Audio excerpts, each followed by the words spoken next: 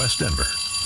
Sleep deprived and heavily caffeinated. All right, let's do this then. This is the Jeff and Bill Show. I don't agree with that. They don't always agree, but hey, at least they have coffee. Coffee. And each other. I love you, man. God help us. I want to bless him. We need all the help we can get. Now, here's 7 a.m. in Jeff the Mile Hunt High City and on Bill this Thorpe. Monday, The June Jeff and 16th, Bill. 2025. Good morning, Denver, Colorado. You've tuned in to the Jeff and Bill Show. News Talk 710 KNUS. I'm your co-host, Jeff Hunt, along with Bill Thorpe, bringing you the freshest insights and Honda stakes from the right, left, and center. Colorado's blue, America's red. It all meets right here on the Jeff and Bill Show, where you're invited to be a part of the conversation. Give us a call, 303-696-1971. Or text us on the Dan Kaplis Law text line 720-819-5115. We're talking No Kings protest that took place on Saturday. A big success or kind of a dud when it comes to influencing people? My take, I generally just see the same people at these protests over and over again.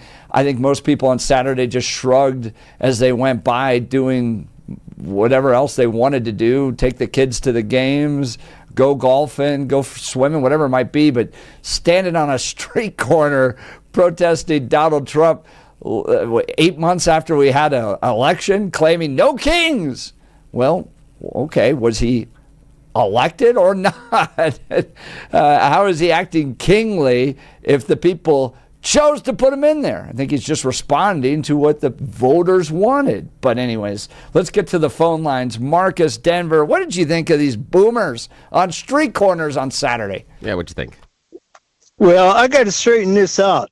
They try to put two generations as boomers.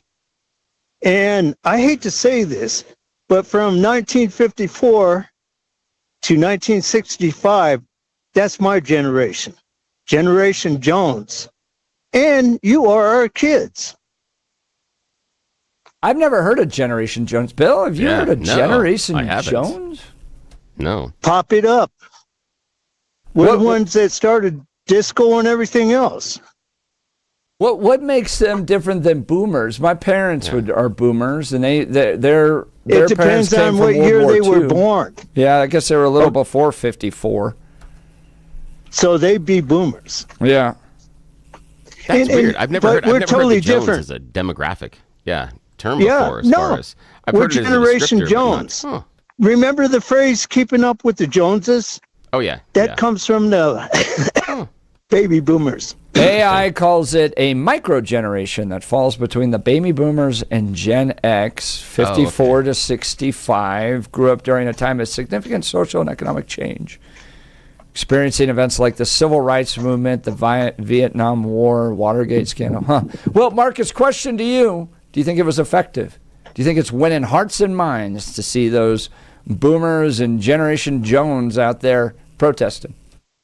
Well, there's not too many Generation Jones in there because we don't like stinking hippies.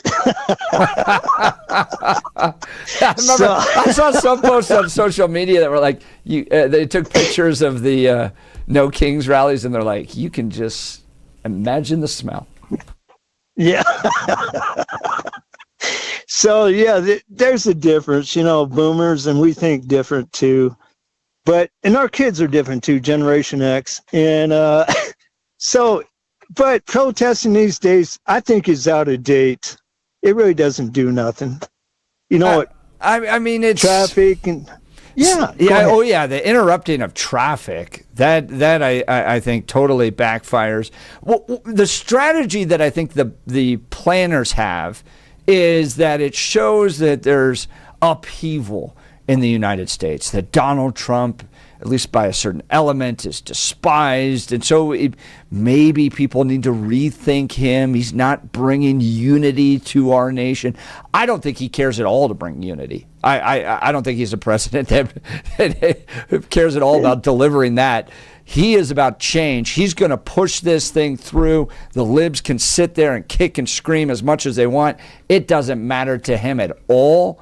And I think to a lot of people that agree with his policies, for instance, mass deportations, closing the border, tough on crime, to watch the protesters, these No King protesters out there trying to disrupt traffic, get arrested. I think a lot of people aren't going to make the distinctions between what happened earlier in the day and what happened in the evening. They're just going to see it all together and go, well, this thing just resulted in a little bit of anarchy. It's not going to change my opinion. Your thoughts, Marcus? Well, Jeff, when they start burning the American flag and using different flags and beating up with the police officers, remember they had that protest downtown Denver.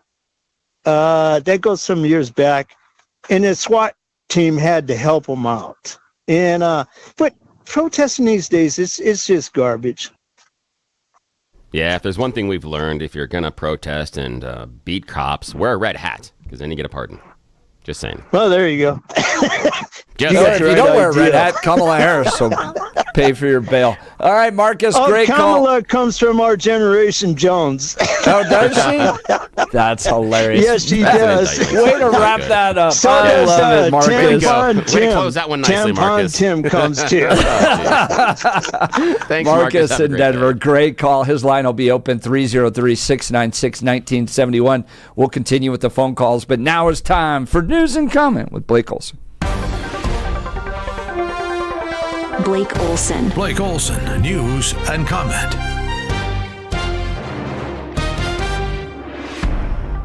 Good Monday morning. 61 and sunny, beautiful outside in Denver. Kind of partly cloudy. Expecting a high of 91 today.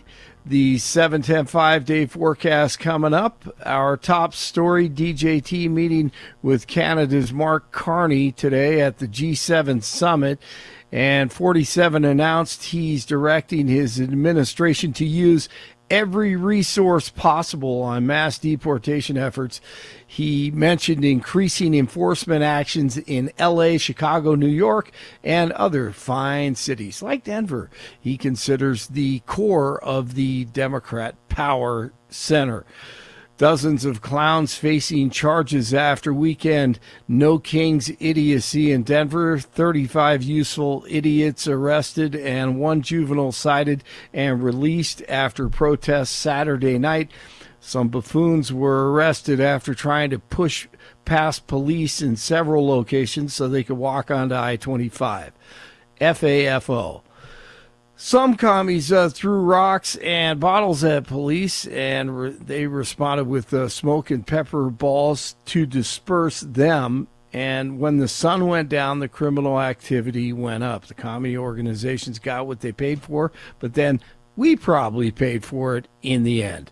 A suspect is behind bars after a deadly shooting during the weekend protests in Salt Lake City. Police arrested 24-year-old Arturo Gamboa in connection with the shooting that killed a 39-year-old man. Shortly after the shots were fired, officers found Gamboa wounded and hiding with a rifle nearby.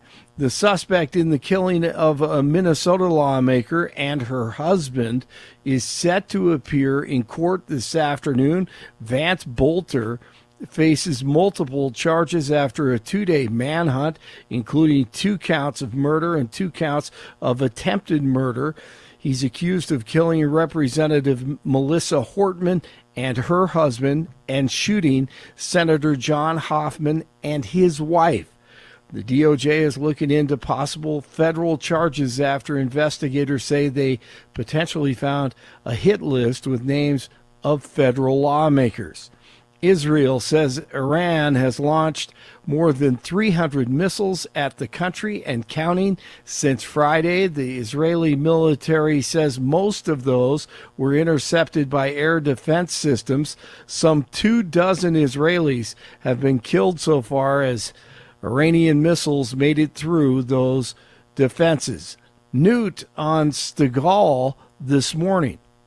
Any truce which allows the mullahs to stay in charge will lead to a bigger war later because they will go back to secretly building nuclear weapons, and they are who they are.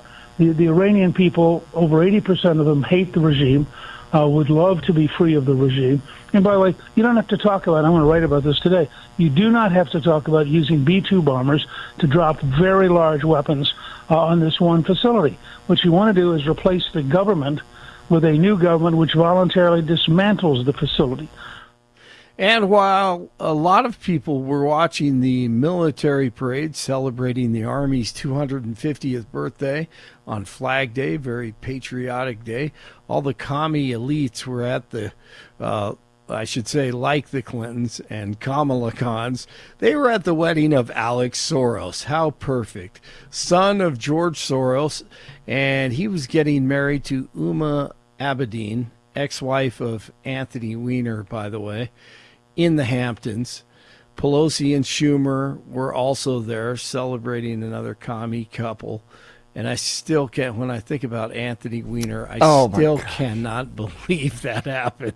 What a tool. Did you ever watch the Netflix documentary on him? I did not. Okay, so there's a whole Netflix documentary that follows him when he's running for mayor and through the whole scandal. And you can watch Uma just disgust with this guy. Like, it's totally on her face. But she's married to him. They have kids together, I think. I think they have kids together. I didn't know that. So wow. Think of the mashup mess of this situation where George Soros, one of the most wealthy men in the world, his son marries Uma Abedin, or I think is her name. She's married and has kids with Anthony Weiner. That whole thing is mashed together. Right. And of course the Clintons and the Obamas are like, that's the wedding I'm going to go to. Yes. And then I'm going to post on X like Hillary did, showing the comparisons between the military parade. I don't know if you saw this. She posted, you see, look at this. This is for the evil leader, Trump, with his own little parade. And this is where the true Americans are, showing the protests. And, of course, Mexican flags in the background. I'm like, what a genius. Yeah, that Wiener, man, that story, you cannot write that script. No. And then so he gets popped on the first element of that, and then kind of recovers a little bit and gets the campaign going, and he's in the lead, and then a whole second batch of girls that he has sent pictures of his private parts to pops out. Literally, and then it all crashes while they're filming a documentary. And Uma, who's like this uber political consultant, who's on Hillary Clinton's campaign, top aide, all that stuff, is just sitting there watching her own personal life devolve, and she's sitting there going, "What did I do choosing to marry this guy?" And then George Soros' son is like, "You know who I think would make a good daughter-in-law? That lady." There you go. Exactly. She clearly makes good choices. Works for Hillary Clinton, married Anthony Weiner. Goodness. Oh, wow. So they do have little wieners walking around. I mean, they have kids, I think. All right, J.J. Spawn wins the U.S. Open at 1 under. The NBA Finals continues tonight in Oklahoma City. The Rocks crush the Braves 10-1 the final. 58 in Westminster, 59 in Centennial, 61 in Denver. Jeff and Billy continue on this Monday. Blake Olson, News Talk, 710 KNUS. Your 710 5-day forecast here in Denver on this early Monday. Just a few clouds this morning. Temperatures right around 60 degrees by daybreak. Then for the rest of your Monday, mostly sunny skies. Pretty hot this afternoon, near 95.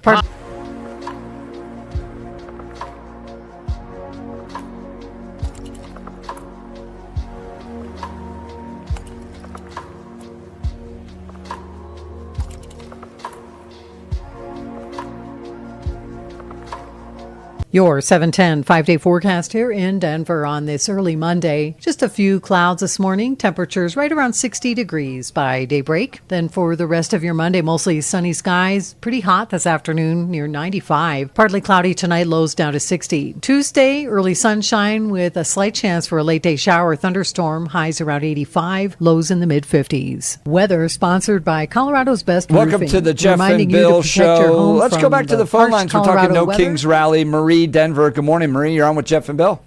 Thank you. I something really important happened on Saturday morning, but it has nothing to do with the boomers, which is what I called about. So I don't know whether I can switch topics. I'll go. What'd you see Saturday? I saw a press conference called by two Republicans, Gabe Evans and Lauren Boebert.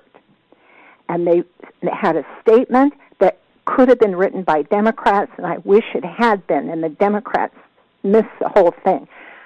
Trump kind of said on Friday, maybe we shouldn't be taking, hard workers that are needed for farm work, and maybe we should review what we're doing in terms of immigration. And the two of them said, and it was addressed to the head of ICE, and they said, you're supposed to be catching criminals, not farm workers. And they went on and on about it wasn't fair, that they were good people, they've been in the country for a long time, and they shouldn't be suddenly captured and detained. That wasn't what the whole thing was about. And it was so good. And it was Gabe Evans and Lauren Boebert, and their last sentence was just great. And they asked the head of ICE to give them a letter showing exactly how many criminals had been apprehended. I missed that. Yeah, I hadn't seen that. I'll have to look it up. Thanks for bringing that to our attention, Marie. Well, as I say, I wish the Democrats had done it, but they didn't. Now, but Marie, got a question for you. Yeah. And now, I understand the idea of not going out there and arresting the criminals. Now, I have talked about this since before the election, and I have been saying that people that were either unaffiliated or on the left that felt that Donald Trump and his immigration enforcement was going to go after criminals were misunderstanding what he meant. And what I say by that is, at the core, Donald Trump and many inside of MAGA believe that if you crossed our border illegally, that's your crime. You don't have to commit anything else. And so for me, for people like Stephen Miller, when they go to the farms, when they go to the restaurants, and they arrest people that may have been in this country illegally for 20 years and have never crossed any other law, they've never done anything else illegal, that original sin of the illegal border crossing still makes them a criminal. I understand that, and I disagree with it because he still has. Okay, but Trump himself, I don't know what he does. He made a statement. He made a statement about it. So how do you think this is going to be? Yeah, last night. No, it's pedal to the metal. This was Friday night, and again, Gabe Evans, Lauren Boebert had a press conference, and that's they echoed what Trump had said. And their last statement, and Billy, I know you've been saying that, but you're not an elected representative. No, thank God. Gabe Evans and Lauren Boebert are the two people who held the press conference and said they have to stop. They have to focus on criminal. Marie, do you think they are going to face any blowback by MAGA aficionados because of What did you all talk about today? Did you mention that? No, you made fun. No, not yet.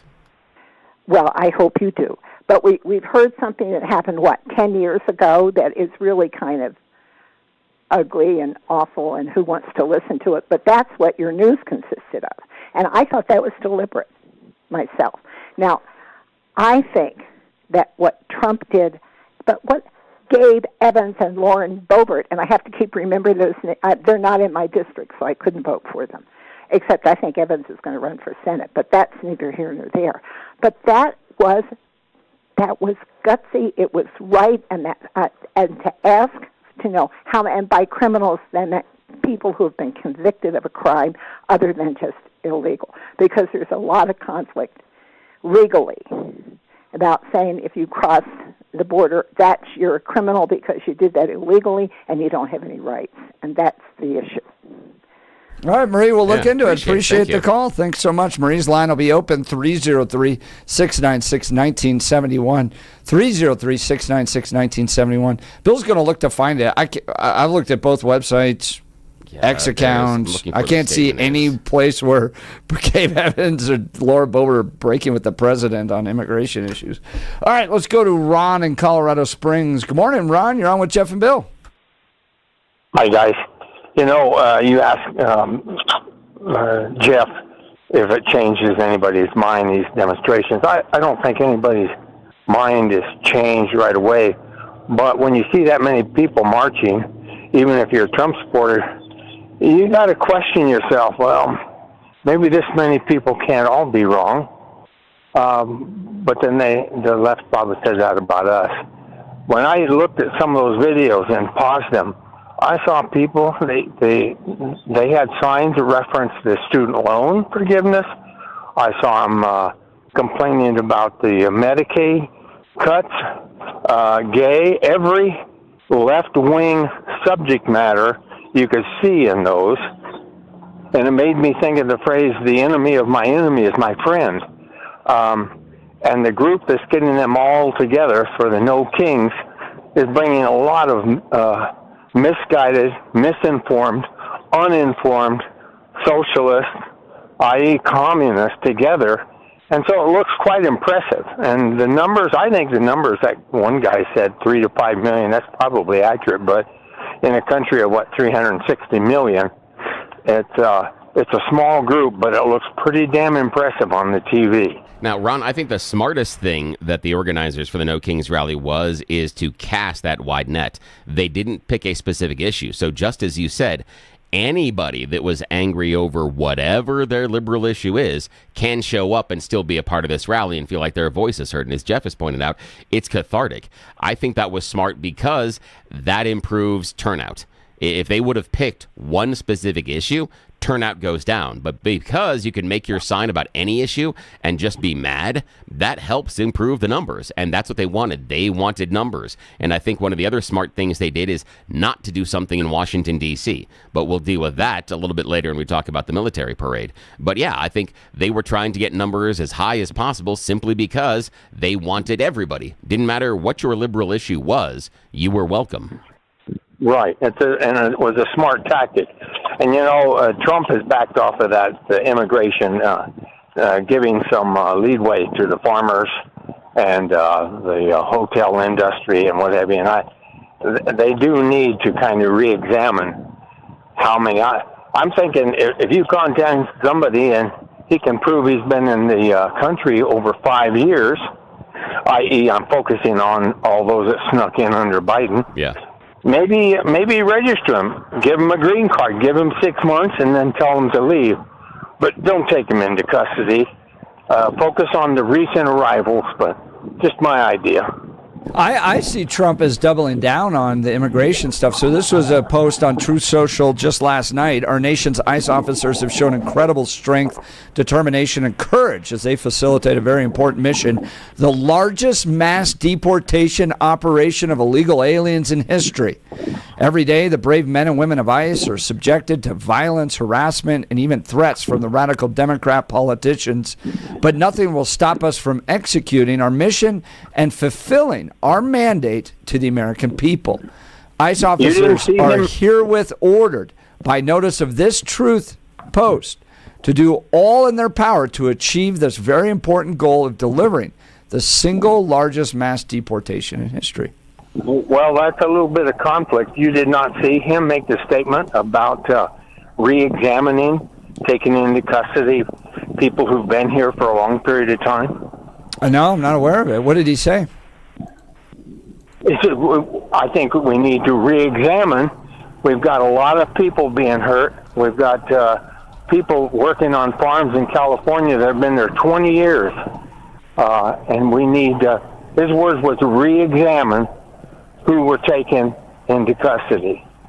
And I think that was an accurate statement. We'll see how it develops. So yeah. Thank you, guys. Hey, I appreciate that, Ron. And yeah, he made that statement. I think it was like Friday or Saturday. Friday, I think it was. And I think that's what Marie was referencing earlier, although I can't find the press conference she was referencing because that one happened on Thursday, which was prior to the Trump statement that would have predicated the announcement about not going after the restaurant workers and the farmers. So we're still working on that one. But yeah, Trump had made that, but he's since walked that back a little bit because there was some blowback on that going, wait a minute, if we don't go after the farm workers and the restaurant workers, we're not going to get to the illegal immigration numbers, and, as we outlined with Marie, that many on MAGA believe the original sin is that illegal crossing of the border. Everything else is not necessarily consequential because that is the original law breaking that makes you a criminal. So then you can be deported. That's how they look through it. So, you know. All right. Well, we'll continue. Phone lines are open. Give us a call, 303-696-1971, or text us on the Dan Caplis Law text line at 720-819-5115. The original question, did the No Kings rally work? Did you see those people and go, goodness, I need to rethink. I need to get motivated. Donald Trump is too authoritarian. Or did you just shrug and go about your day going, there's a bunch of boomers standing on the street corners, and I like what Donald Trump's doing. I appreciate what he's doing for this country. He's strengthening it. I like the parade. America first. America's back. And you just shrugged and went about by your day. We'd love to hear from you. And I've got a question on this one with 303-696-1971, 303-696-1971. Are we viewing this No Kings protest day incorrectly? Are we looking at it as, look at all these liberals that are out there expressing anger, when really this was a rally with an audience of one, only focused on one person? And did it work? And that one person being Donald Trump. Right. He's going to go, goodness. And did it work? And what I mean by that is, we'll talk about that when we get back, based on numbers of people that showed up. We talked about the numbers, and I do think that 5 million is probably too high. I would easily go half that. That's fine. But at the core, it's still more than what showed up in Washington, D.C. Now, do the numbers matter? No. But the numbers matter to Trump, and that may be significant. Is part of the reason that they did this, to make these large numbers, simply because when they looked at the balance sheet at the end of the day, they wanted a larger number than the activity Trump was doing, because at the end of the day, no. Based on how the protests went on, does that number matter? No. But you know that number matters deeply to Donald Trump. Yeah. Is that really the goal? No, I don't think so at all. And I think there's clear differences between having to get on an airplane, fly all the way to Washington, D.C. to be a part of a celebration versus going to Parker down the street and standing on a street corner. All right. Look, reliability isn't optional when business security is on the line. It's essential. Businesses trust alarm detection systems for the highest level of service and expertise. Think about the time you could save using one source for cameras, keycard access, fire and intrusion systems. ADS offers expert alarm installation and testing by highly trained technicians, 24/7 professional monitoring, same day or next day service upon request, because downtime isn't an option. Dedicated teams for cameras, access control, and fire alarms, and over 300 security professionals working for you. Choosing ADS means your business stays protected and will be ready to open tomorrow. They combine human monitoring with the latest AI camera technology to prevent crime in real time. Trusted by small and large businesses, including many Colorado schools, their security experts will review your system for free. Go to adsalarm.com to schedule your appointment today. adsalarm.com. Alarm detection systems, the first choice of Front Range and Colorado businesses. adsalarm.com. We'll continue with your phone calls and texts. You're listening to The Jeff and Bill Show. This is Denver's Talk Leader, News Talk 710 KNUS.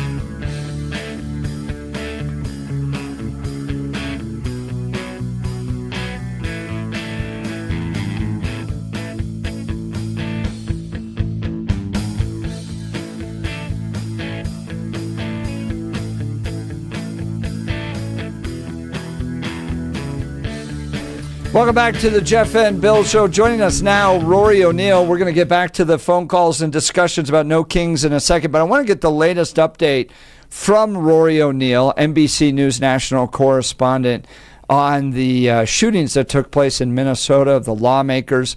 The man was caught overnight. People are now starting to analyze and look at motives. He joins us with the latest. Good morning, Rory. You're on the Jeff and Bill Show. Yeah, good morning. Yeah, good morning. So the suspect in this case faces a court hearing this afternoon, 1:30 Eastern Time. He's facing multiple state charges, including 2 counts of second-degree murder, 2 counts of attempted second-degree murder. Those charges could be upgraded once a grand jury meets. And he also faces the possibility of federal charges after he was taken into custody last night after nearly 48 hours of searching. Terrible news. Update people on what this guy did and who he targeted, who his victims were. Yeah, so according to the police, the suspect here in this case went to the home of a state senator early Saturday morning, shot and wounded the senator and his wife. I think they were shot 8 and 9 times, respectively. Both of them have undergone surgery and are hopefully on the road to recovery. After that shooting, he went to the home of the former House Speaker, Representative Melissa Hortman, shot and killed her husband, and then got in a shootout with police, but managed to flee the scene. And then he was captured, as I said, about 45 hours after that shooting, and he was arrested thanks to a tip from the public. They saw an image of him on a trail camera that had been set up, and then they alerted the police, who were able to move in, create a perimeter, close down on him using a helicopter and drones with infrared technology, got the guy to surrender without any shots being fired, and no officers were injured. The suspected assassin's name, Vance Bolter. What do we know about him? Wall Street Journal reporting last night he was a pastor? What about this guy's background would lead him to want to do this? Right. He's got everything in his background. Born again Christian at 17, a pastor by some, he was had a security company he was trying to launch, but he had no clients. On his LinkedIn page, he said he was trying to get back in the food industry. He used to work in food processing, spent, I think, 10 years as a manager at a 7-Eleven, but also had a home with a wife, but then also had a room closer to the city that he would rent with friends that since childhood. And those childhood friends said he had recently been working at a funeral home harvesting eyeballs for organ donation. It's wild. Yeah, a lot going on. Yeah, seriously, and had kids as well. So we'll have to see as a motive emerges. And then you had a connection with Tim Walz. He was appointed by the governor to a certain board, a labor relations board or something. Right, a workforce development board. Actually, he was appointed initially by Governor Dayton and then reappointed by Governor Walz. And I think the Walz spokesperson said that the governor doesn't think he ever met Belter, this 57-year-old suspect. So, I think there are 60 people or so on this workforce development board. I think that it was on the board with Representative Hortman as well. She was also a member of that. So we'll continue to look at his motives and those relationships. What are you hearing from lawmakers in Minnesota? I imagine a lot of condemnations around political violence. It's heartbreaking for those of us that work in politics. This is like one of our worst nightmares. I mean, someone shows up middle of the night dressed as a police officer, shoots and kills spouses, family members, pets. It's just terrible. Well, right. And the longer-term consequences, though, is that this scares people out of running themselves. I mean, you want good standing members of a community to, take these positions, to go run for office, and now if you're going down to the state representative level, but you want people to run for school board and to run for town council and city council, and you want them to run for the state house and, encourage more people to run. Otherwise, you sort of get this class that gets in there and never gets out. So you want to encourage people to run for these positions. And when you have a tax like this, that scares a lot of people away, saying, I don't want to put my family through this because I vote for or against an issue someone it gets enraged over. So it's troubling when this can happen to people who are just trying to serve in these, who are committed to public service. Right, you're exactly right, and it hits and fearful on both sides of the aisle, and this should be regardless of what the motivation was. In any case, nobody wants to live in a country where some guy that you have no connection to gets angry, shows up at your front door, and kills your family members because they dislike your politics. We're seeing some evidence around maybe even pro-choice. He was angry about their pro-choice positions, which I find radically ironic. If you're pro-life, you believe in the sanctity of life, and then you're going to go take life. We'll have to wait for this all to flush out, but regardless of what it might be, go ahead, Rory. I think you're trying to apply logic here, and there's clearly not a lot with this guy. So, Rory, really appreciate your taking the time to join us to update us the latest on this heartbreaking case coming out of Minnesota. Thanks, guys. Like I said, yeah, it's awful. It does right, left. This should be condemned. Oh, yeah. Absolutely. And especially, and some early indications right now that he may have been motivated on the pro-life side, which I find terrible, because if you believe in the sanctity of human life, so you're motivated to stop the killing of innocent human beings, which is what I'm passionately pro-life, and you're going to go out there and then take innocent human beings' lives. Yes. I mean, it's just, it doesn't make any sense. And like Rory said, you're trying to apply logic, and and I think, and Bill, we talk about this. I mean, the guy that kicked me, I've never even met. No idea. So nor had any interaction with him, no conversation with him. Just and so these people exist out there that you'd have no interactions with, clearly motivated, and then they just take life. It's terrible. Yeah, and I think that Roy had something very applicable to the conversation, that actions like this discourage the right people from running. Right? Yeah, because if you always say, why can't we have the good people running? Why can't we have better people? Well, my idea would be some of those better people are choosing not to run because of things like this. Right. And it doesn't necessarily just mean someone showing up and shooting you. It's just the litany of verbal abuse, social media abuse. If you're going to run for a statewide elected position, not statewide, I'm saying like inside the state, something that is somewhat higher profile. So you want to be a representative, you want to be a state senator, you want to get there, even a member of a local school board, you have to have that conversation with your family. How many death threats do you think is too many? How are we going to approach this? Because at this point, you know for a fact those death threats are coming, regardless of political party. Both sides will do it when they're upset at you because they want to scare you.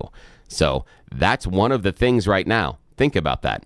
When you're talking about someone that is considering getting into public life and serving the community, those average lawmakers that the founding fathers envisioned when they were setting up our nation are now being discouraged because other citizens want to threaten to kill them over a political disagreement.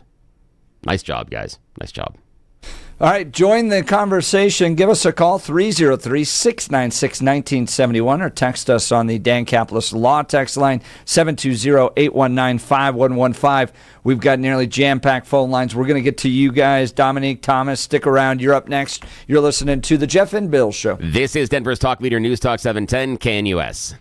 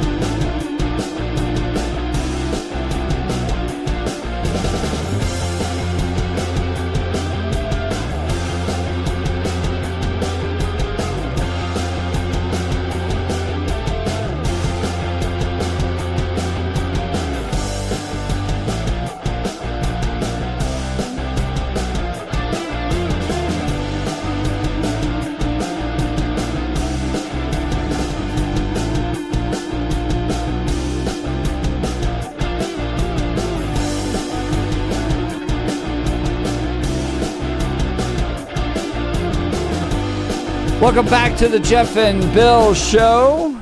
We're talking the No Kings protest that took place on Saturday over the weekend. You probably saw them out and about. They were everywhere.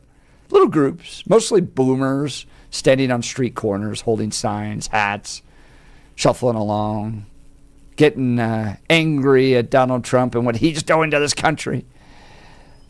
Did it work? Do you think people are changing their minds? Or, as most people said that I talked to, just saying, we didn't see much honking. Probably a waste of their time, and I've got other stuff to do. Plus, I like what DJT's doing to this country. Mass deportations, limiting the government, all that stuff. Let's go to the phone lines. Dominique, Denver. Good morning, Dominique. You're on with Jeff and Bill. What'd you think of the No Kings protests? Good morning. Well, let me start. I'm lived in Colorado my whole life, second generation. And I was down there trying to ask who these No Kings protest people are. Like, what are their stance? What are their allegiance to? And what I'm finding is there's a lot of misinformation and a lot of not enough information that they're basing their facts to protest on. And so what I started realizing is it's all the same questions we're asking them, right? Like, why do you think he's a king and he's doing mass deportations and all this nonsense? However, what I started realizing is if I switch up the questions a little bit, I said, hey, do you support SB 25-003? Do you support men in the women's restrooms? Do you support a sidewalk tax in Denver, or excuse me, in Colorado? They call them fees. Do you guys support these kind of things? A lot of what? What is that? Wait, what are you talking about? So then I start asking them, okay, so here in Colorado, this is what's happening with the Democratic Party. Also on the federal level, this is what's going on with the Democratic parties. This is where their allegiance is to. And they're kind of like in the middle, and as you talk to some of them, they start to understand a little bit. Okay, so I'm not for men in the women's restrooms, but I am for, 21 plus, having magazine-fed weapons, have to do all that crazy stuff that just passed. But my thing is why don't you know about this stuff if you're calling someone a king and someone is literally trying to take away our constitutional rights? The party that you're leading yourself to. Dominique, I'm with you. They're very emotional. They are very emotional. Be careful, my friend, about whether or not you get too far about who's taking away what constitutional rights. Because remember, we have a president right now who views that he can make an executive order that changes a constitutional right. So be careful about that bromide, yeah. And exactly. Nobody should be touching our constitutional rights, not on either side of the parties. And so that's what I'm trying to, get to know these No King protest people are. And it all depends on who you're talking to. If you're talking to a new generation who just moved to Colorado, it's all over the place. If you talk to someone who's a little bit elderly, who's been in Colorado for a long time, it's almost like they're not quite sure where to put their allegiance. Now, I got a question for you, Dominic. I got a question for you. Yeah. Some of what you've been outlining here and something that we've talked about on the show. I have the opinion that for a number of years now, we are not letting truth or facts determine our politics, but we are letting our politics determine our truth or facts. Do you agree, and is that what you're seeing at some of these protests and rallies? Yes, and I'll add to that by saying what I repeat a lot to a lot of people that I have these conversations with. We have to stop letting our emotions dictate our decisions. We are voting on emotions. We are saying, oh, I want to vote for this person because, they're for this thing. But then you're like, okay, but what exactly are you voting for them for? Are you voting for them because you agree with their policies or because you like the car they drive? And well, because I think they're cool, and I think, it's a lot of emotional things. And I think that's one of the biggest things here in America that's happened, too, is emotionals are flying all over the place. We have to get back down to root things. What are the root causes of things? It's like blaming firearms for the problem. No, it's not the firearms. It's people. Right? We have to stop blaming objects and start blaming the subject again. Dominique, great call. Sure, appreciate it. Dominique's line from Denver will be open, 303-696-1971. Text us on the Dan Caplis Law text line, 720-819-5115. Let's go to Ben Morrison. Good morning, Ben. You're on with Jeff and Bill. Hey, good morning. Yeah. Hey, how's it going? Good. Nice to hear on from Saturday. You. Yeah, you were down there? And it was the people. It wasn't just boomers. There was 18-year-olds. I saw 30-year-olds with their kids. There was everybody out there, and there was tons of honking. There was a lot of people that were very, very, energetic and very excited about that entire rally. That was the vibe I got, and it wasn't just this little minuscule crowd either. There was probably 10,000 people-ish at the Denver one. What brought you out, Ben? What was the issue that gets you most motivated? Because I'm very sick of Donald Trump just skirting the law and doing this stuff, when he's ignoring judicial orders. The previous caller just said that we don't know what we're talking about. We do. Like Billy just said, he's trying to use executive orders to change the 14th Amendment. He's ignoring judicial orders that are passed by courts. He's, sending people away without habeas corpus, which in the Declaration of Independence, all men are created equal and entitled to certain unalienable rights. So, we know what we're talking about. In general, liberals tend to have a little bit more education than most of the MAGA crowd. That's just a fact. It is. So we tend to know civics a little bit better. All right, Ben, appreciate the call. Thanks so much. Yeah, thanks, Ben's Ben. line will be open, 303-696-1971, 303-696-1971, or text us on the Dan Caplis Law text line, 720-819-5115. Ben, an educated man who knows what he's talking about. Let's go to Chad in Denver. Good morning, Chad. You're on with Jeff and Bill. Morning, gentlemen. I wonder what those No Kings protesters thought about the Democratic primary they had this year. Just saying. You guys have a great day. I love that. that right there was why we love the Jeff and Bill show. You get Ben coming across going, well, we're more educated. We know what we're talking about. Chad just flies right by and goes, oh, yeah, how was that Democrat primary? Oh, my gosh, you guys kill me. So much fun. Love the show. All right, Bill, let's see. We got some time. Let's go to Bert Inglewood. Good morning, Bert. You're on with Jeff and Bill. Hey, guys. How's it going? Good. How are you? So the only thing I have to say about all these protesters, the difference between them and me, I have a job to go to. Find something to do. Nobody cares. I mean, Bert, to your point, I don't know your politics. Maybe you're conservative or not. Conservatives don't really protest. I mean, the one thing we do show up for is the March for Life. It's great, but there was one little rally Lauren Boebert did down at the state capitol, but for the most part, we were out there for 1312, so there was some stuff that got us out, but it's like every weekend for the Democrats. I know, and it gets ridiculous because I work in that downtown area, and Saturday was just a mess. Trying to get around that area down there. And it's like, come on, guys. Now, Bert, I'm trying to work. I got a question. Now, I understand the idea, and I think that's critique that I have for the protest, that when they disrupt, I mean, again, the protests are supposed to make you uncomfortable, but when they start interfering with your ability to do your job or get to your job, they cross a line. That's why you had sit-ins that made it difficult to navigate through offices and things like that. I don't like when they're blocking roads and of that nature. And when we're talking about these protests, what do we do with the idea of the protest and the march that was going on every weekend in Boulder that was supporting Israel and was asking for the release of the hostages, where that crazy guy shows up and tries to burn some people alive? If we're mad about the liberals showing up every week to protest, do we put those people that showed up in Boulder every week and marched down and read the names of the hostages down at the down at the city hall steps in Boulder, are they in that same group? Are these silly people that show up every week that just keep protesting the same thing? What do we think about that? Bert, what do you think?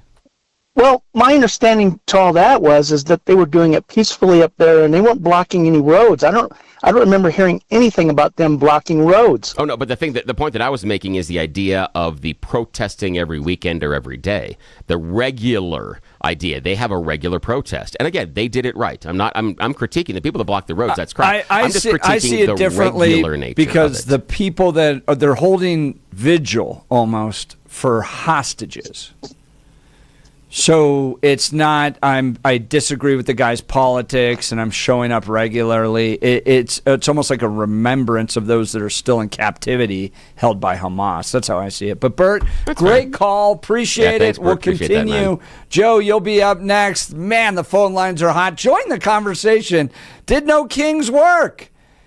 Did it inspire you to maybe question Donald Trump, or are you just, shrugging and moving on, had other things to do with your day? We'll continue the conversation. You're listening to The Jeff and Bill Show. This is Denver's talk leader. We are 710 KNUS.